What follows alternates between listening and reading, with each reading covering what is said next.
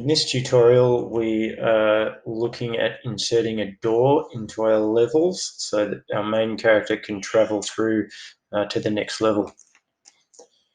Now, in order to do that, you first need to make sure that you do have multiple levels available there. So if you haven't got any more than one level, then you need to click on this one here to make a new scene. And also, when you create new levels, just make sure you take note of what you're calling them.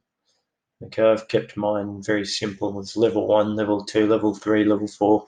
Makes it nice and easy. The next thing you're going to need to make sure is that you have, well, I'm going to use Stencyl Forge to download a door. You can create your own door, of course, if you want to draw one, but I am going to search for a door in Stencyl Forge. And I think I better have actor type selected first. Now I'll search for a door. Okay, so I've got a few different options there. I'm just going to use this one here, will do, I think.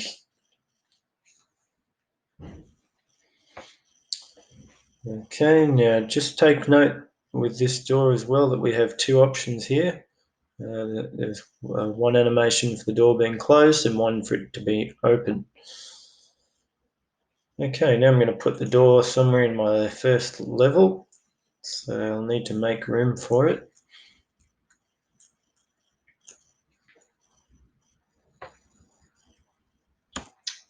And I think I'll put it right there.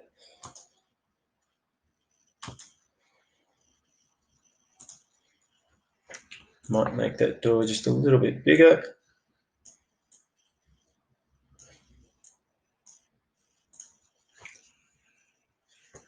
Okay, now once with the door as well, you just need to be careful with some of the options. I'm just going to go to the door now, and the door's physics, and we want to make sure that the door cannot be moved at all.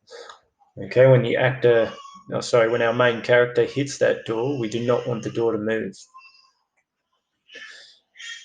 So next we need to go into our main character.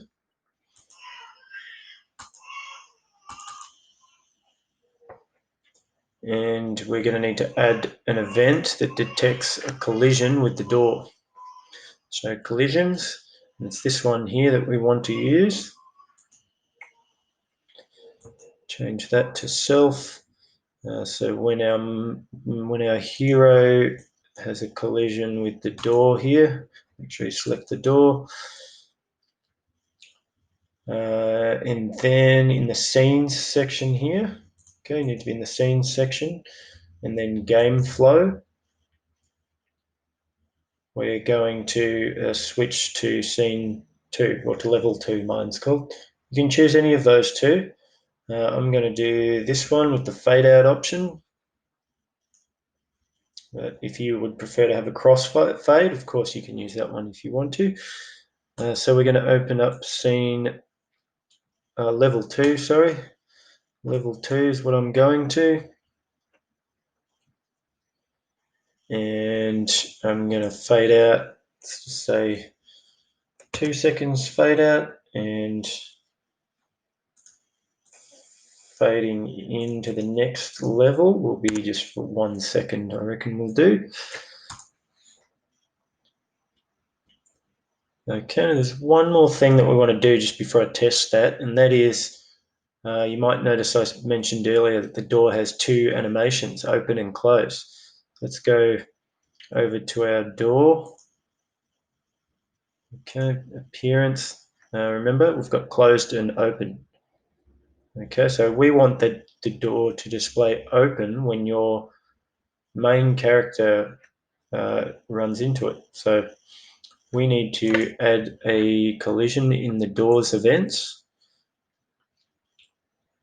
And once again, this one here to detect when the door itself is hit by the main character there.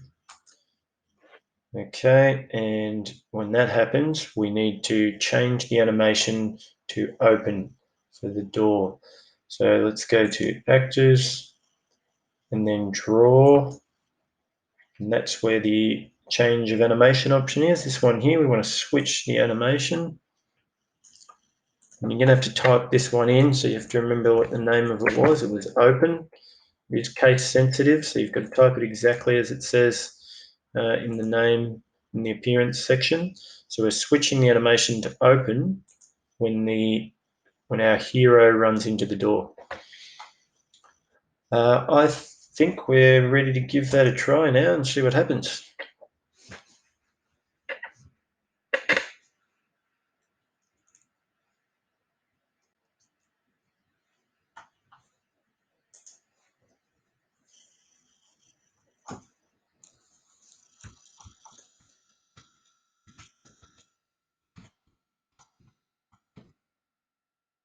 Yeah, there we go. It all worked perfectly. You can see that when I hit the door opened, it faded out for 2 seconds and then faded into the next level. Okay, that's it for this tutorial.